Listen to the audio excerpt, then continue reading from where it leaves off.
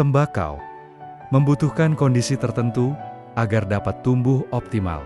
Berikut adalah syarat tumbuh tembakau. 1. Iklim, suhu ideal 25–30 derajat Celcius. Curah hujan 1000–2000 mm per tahun dengan musim kering saat panen. Penyinaran matahari minimal 7–8 jam per hari sangat penting untuk pertumbuhan daun. Kedua, ketinggian tempat. Dapat tumbuh dari dataran rendah hingga 1000 meter di atas permukaan laut. Jenis tembakau tertentu punya preferensi ketinggian tersendiri, misalnya tembakau Virginia cocok di dataran rendah, tembakau besuki cocok di dataran menengah tinggi. Ketiga, tanah. Jenis tanah. Lempung berpasir atau lempung berdebu, gembur, dan kaya bahan organik. pH tanah 5,5–6,5. Drainase. Baik, tidak tergenang air karena tembakau tidak tahan air berlebih. Keempat, musim tanam. Umumnya ditanam pada awal musim kemarau agar tidak terkena hujan saat panen. Karena kelembaban tinggi, bisa menurunkan mutu daun. Struktur bangunan akar tembakau terdiri dari beberapa bagian utama yang umum ditemukan pada tumbuhan dikotil. Berikut adalah struktur akar tembakau. Secara umum, 1. Akar tunggang. Tembakau memiliki akar tunggang sebagai akar utama yang tumbuh lurus ke bawah. Akar tunggang ini kuat dan mampu menembus tanah dalam untuk menyerap air dan unsur hara. Kedua, akar lateral akar cabang. Muncul dari akar tunggang, tumbuh menyebar ke samping, membantu menambah luas permukaan penyerapan air dan nutrisi. Ketiga, rambut akar.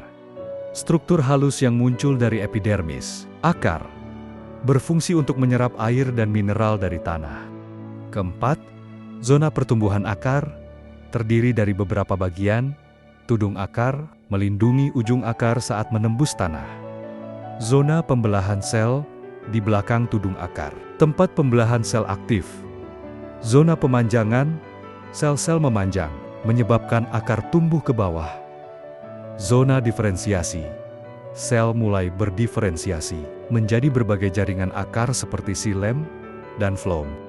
Berikut adalah diagram sederhana struktur akar tembakau. Terlihat akar tunggang sebagai struktur utama, akar lateral yang menyebar ke samping, rambut akar di bagian bawah, serta zona-zona pertumbuhan seperti tudung akar dan zona meristematik.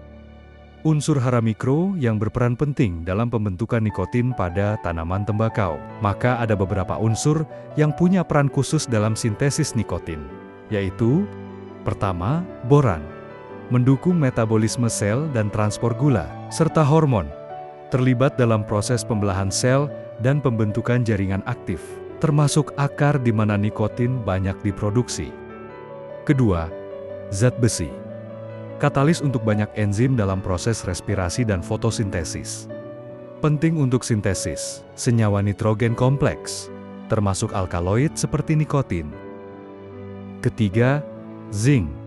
Membantu kerja enzim yang mengatur sintesis protein dan hormon pertumbuhan, turut mendukung proses enzimatik yang terkait sintesis senyawa sekunder seperti nikotin. Keempat, tembaga. Mendukung respirasi dan produksi energi dalam sel. Membantu metabolisme nitrogen yang penting dalam pembentukan senyawa alkaloid. Faktor lain yang mempengaruhi kandungan nikotin, nitrogen unsur makro, sangat berpengaruh. Semakin tinggi asupan nitrogen, umumnya kadar nikotin meningkat. Disebabkan oleh kepadatan klorofil yang semakin tinggi, sehingga sintesis nikotin menjadi lebih besar. Karena energi sinar matahari yang diserap selama fotosintesis lebih besar. Dengan demikian jelas bahwa tanaman tembakau membutuhkan kualitas tanah yang baik, yaitu tanah yang gembur, pH tanah normal, dan bakteri tanah yang cukup untuk memacu pertumbuhan bangunan akar, serta nilai tukar kation tanah yang tinggi. Jawabannya adalah puca madu dan bioratu pupuk hayati, yang dengan cepat menyuburkan tanah dan mengandung bakteri pemacu tumbuh akar tembakau, serta unsur-unsur hara mikro dan makro. yang dibutuhkan untuk membuat kualitas daun tembakau yang terbaik menjadi tersedia di tanah. Nah ini Pak Artoyo gimana nih Pak Artoyo? Menurut jenengan kemarin ini perkembangan pucah madunya dan bioratunya? Oh, perbandingan sama yang biasa sama pemakaian pucah madu berikut apa tadi? Bioratu. Perbedaannya sangat jauh. Nah, yang pakai pucah madu bioratu itu pertumbuhannya bagus, cepat. Ya.